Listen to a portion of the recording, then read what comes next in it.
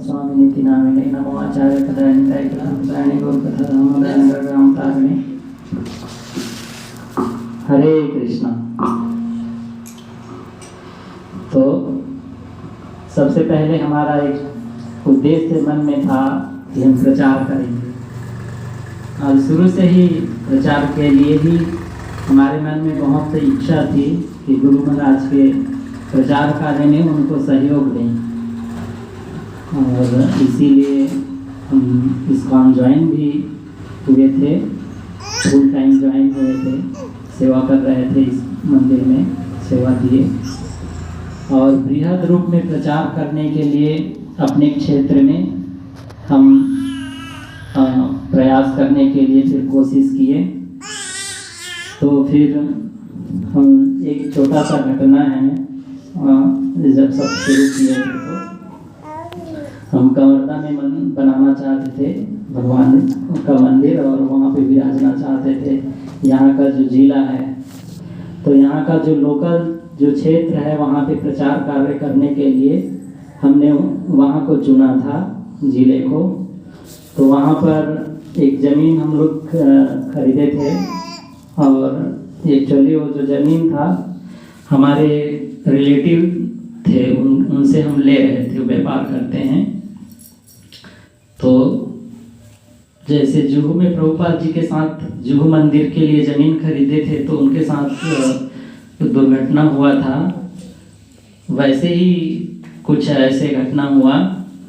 तो वहाँ पर वो जो ज़मीन हम ले रहे थे वो बिक चुका था, दूसरे के पास बेच चुके थे, और वो ज़मीन को दिखाकर हमसे एडवांस ले लिए थे पैसे, और रिलेटिव थे करके हमने कुछ उनसे कुछ प्रूफ नहीं किए थे, रजिस्टर्ड कुछ प्रूफ रजिस्टर्ड नहीं किए थे, ऐसे ही पैसे दे दिए थे उनको।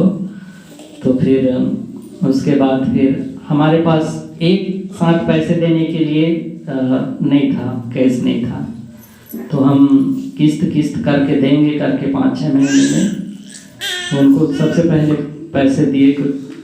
तो उसके बाद फिर उन्होंने हमारे साथ चीटिंग कर रहे थे, तो फिर 2 साल तक उन्होंने पैसे वापस नहीं किए, और ज़मीन दूसरे जगह बता रहे थे इंटीरियल में कि वहाँ का ज़मीन खरीद लो करके। तो हमको मंदिर बनाना था, उसके हिसाब से ज़मीन चाहिए था। तो फिर उन्होंने 2 साल बहुत परेशान किया, पैसे नहीं दिया, तो फिर हताश होकर के हम फिर प्रभुपाद जी तो जुहू के लिए बहुत लड़े, 2-3 साल तक बहुत मेहनत की, बहुत लड़े, क्योंकि उनमें भगवान की भक्ति करने की, प्रचार करने के लिए प्रभुपाद जी भगवान के पार्षद हैं, उन्होंने बहुत मेहनत किया, उनको भगवान ने उपलब्धि कराया। लेकिन हम पीछे हट गए और सोचे कि चलो कि इतना परेशानी कौन उठाएगा करके। तो फिर यहाँ पे गांव में जो जगह है उसमें बनाएंगे, वहीं पे जितना हो सकेगा प्रचार करने के लिए वहीं से करेंगे। ऐसा करके हमने यहाँ पे बनाना शुरू किया, और धीरे धीरे करके 4-5 साल में हम लोग इसको तैयार किए हैं। एक साथ तो नहीं कर पाए हैं, और कुछ समय लगेगा भी, और कुछ काम बाकी है। और फिर जैसे और भगवान की सेवा करने के लिए और लोग बढ़ेंगे तो हम समय दे पाएंगे आसपास में प्रचार करने के लिए। तो आप लोगों से प्रार्थना है, निवेदन करिए भगवान से कि भगवान की सेवा में और भक्त आए, सेवा करें, ताकि हम प्रचार कार्य के लिए भी समय निकाल पाएँ।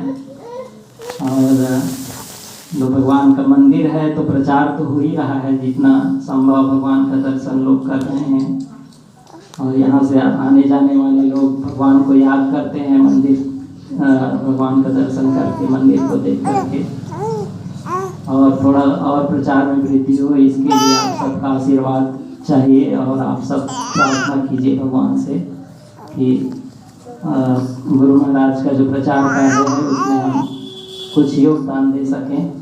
जय श्री राधा गोपीनाथ की, श्री प्रभुपाद की, आप सभी भक्तों की जय।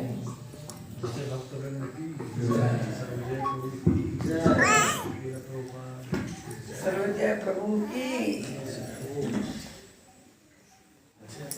मस्त प्रचार कीजिए। बहुत सारे बच्चे आते हैं, वीडियो भी भेजते हैं, सारे बच्चे आते हैं मस्त प्रोग्राम में।